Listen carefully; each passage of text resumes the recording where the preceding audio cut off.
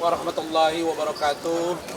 Selamat malam teman-teman wartawan, media cetak dan elektronik yang saya hormati. Saya bersama rekan saya Jai ya. Jujur dari hati yang paling dalam, tidak ada kemunafikan ini saya sampaikan. Saya sedih dan prihatin. Dan itu dididik oleh ayah saya dan agama saya. Bahwa orang yang sedang terkena musibah,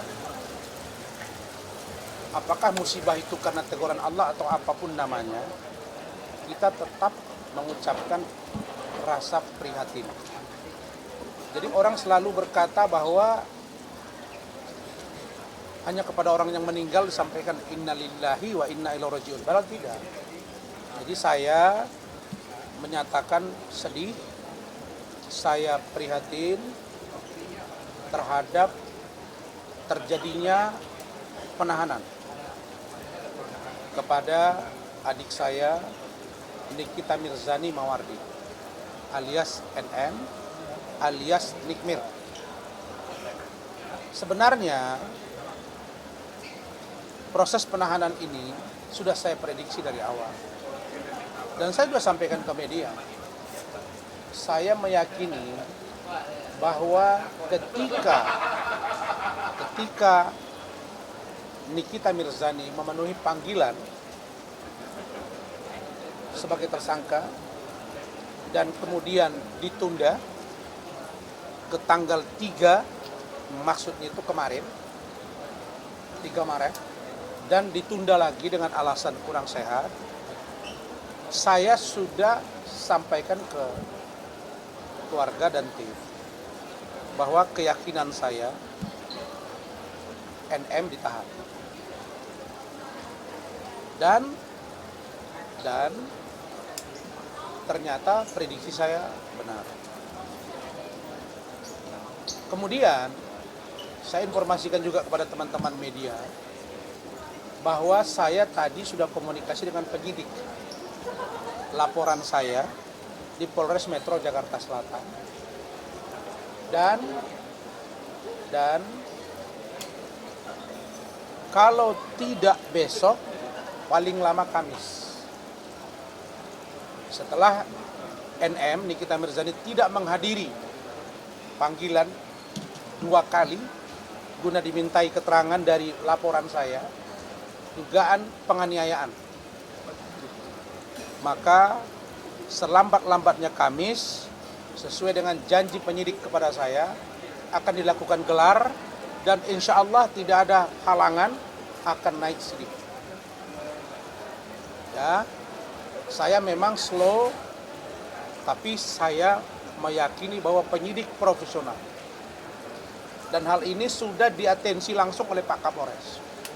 Saya sudah bicara dengan Pak Kapolres melalui chat WA, Kapolres Metro Jakarta Selatan, dan beliau mengatensi dan tidak ada halangan apapun dan tidak ada yang bisa mengintervensi apapun di kasus saya, bahwa setelah naik sidik insya Allah akan jadi tersangka. Pertanyaannya, apakah saya prihatin atau tidak, lalu kemudian saya mencabut laporan saya karena dia jadi ditahanan sekarang dengan hukuman yang menurut saya ancaman hukumannya sampai 20 tahun. Maka jawabnya, setelah berkoordinasi dengan keluarga dan anak-anak, maka saya tetap melanjutkan. Saya tetap melanjutkan agar ke depan tidak ada lagi orang yang dengan suka-suka menghina orang lain. Tetapi dalam kasus ini menurut saya, oleh karena NM sudah ditahan dan Mail, maka saya duga ada satu aktor yang saya duga Dr. O. Saya minta penyidik Polda Metro Jaya di Cyber untuk juga memeriksa Dr. O.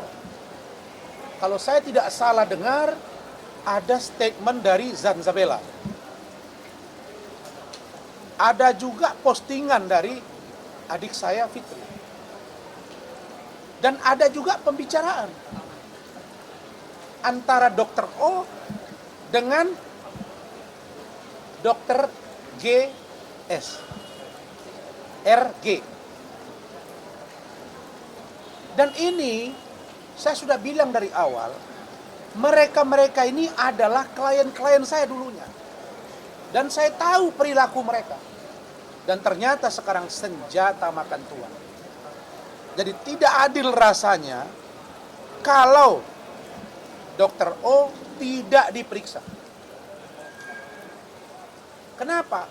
Karena dokter O ini diduga, ini orang yang sangat pandai, ya, menyampaikan sesuatu, tetapi di hati dengan di bibir berbeda. Dan itu saya rasakan dengan keluarga.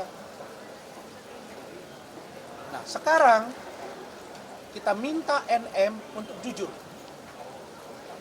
Kita minta Mail untuk jujur. Agar kasus ini terbuka seterang-terangnya dan kelihatan siapa berbuat apa, siapa berlaku apa, dan siapa aktor intelektual atau intelektual dader. Berikutnya, saya juga berharap bahwa ada sebutan-sebutan terhadap dokter yang suka mereview. Saya kira ini satu mata rantai yang semuanya, dan kalau ternyata diduga mereka ini adalah kelompok penjahat yang melapor, diduga juga melakukan satu tindakan yang melanggar hukum ketika menjual produk. Begitu juga ada yang mereview, diduga juga karena ada pesanan sehingga dia mereview. Kemudian ada orang yang cuat di media, lalu ada transaksional di dalamnya. Maka seluruhnya ini harus diproses secara hukum. Jadi saya tidak tebang pilih di persoalan ini.